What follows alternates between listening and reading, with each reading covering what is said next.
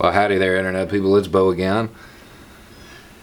So today we're going to talk about the Great Fire of London in 1666. So, what happened? Short version, there was a bakehouse near Pudding Lane. The story is that it was on Pudding Lane. It wasn't. It was just off of it on Fish Yard, a little cove called Fish Yard. A spark fell into some fuel. It's really that simple. In a nearby building there was pitch. Everything around it was kindling to begin with. It was all wood and thatched roof. It was a little windy. The claim is that only 6 to 8 people died during the fire. Now that's 6 to 8 important people who had their names recorded. We have no idea how many people actually died because they didn't keep records of the unimportant people. A third of London was destroyed. 60 to 100,000 people rendered homeless. Fire raged for days. People had to flee. Some of them just went outside the city gates. Others became refugees, went to other cities. There were so many that an edict had to be put out saying you have to take them. Let them come in and do their jobs, work in their trade. It was a disaster. Rebuilding didn't go the way it could have, had there been a little bit of planning. Why did it happen? There were warnings. Tons of them. The fact that if a fire started, that it would spread through the whole city was completely known. In fact, so well known that there were plots by people to do it. And those plots had been disrupted. So the establishment was aware of the problem. They really were. And they had little things to make you feel better. They had the equivalent of fire engines, but some of them didn't have wheels. They couldn't get them to where they were needed. There weren't enough of them. They were just there for peace of mind and small problems. There was no infrastructure.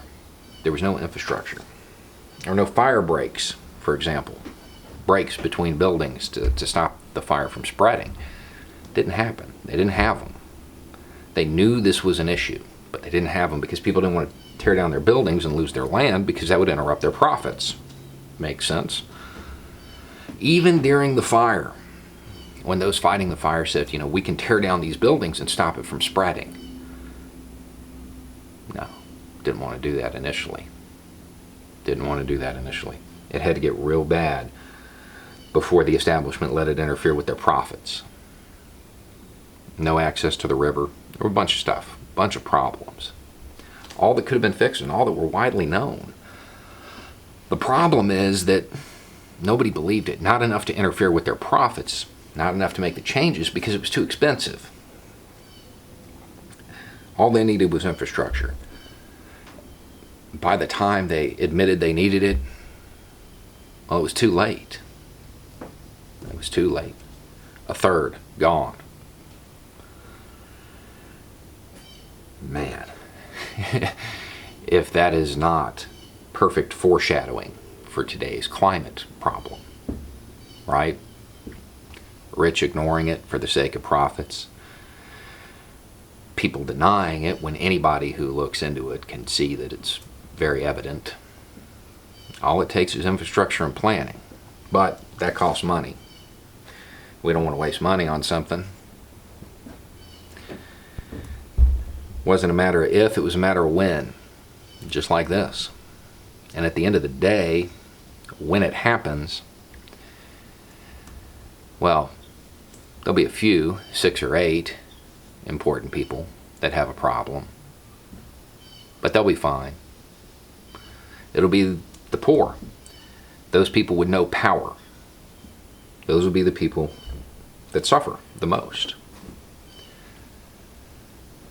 I have a challenge for those people that dismiss this crisis. Take your arguments against it, your go-to arguments.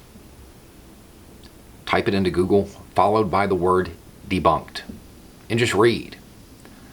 There's not a single argument put forth by the side that denies this exists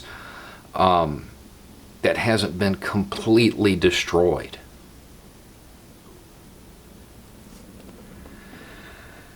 funny. Americans are the way we are.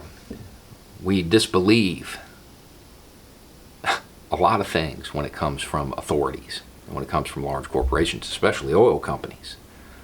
But for some reason, this particular issue, yes, every scientist, journalist, environmentalist, climatologist, everybody in the world is lying to you, except for the oil companies and the politicians they pay.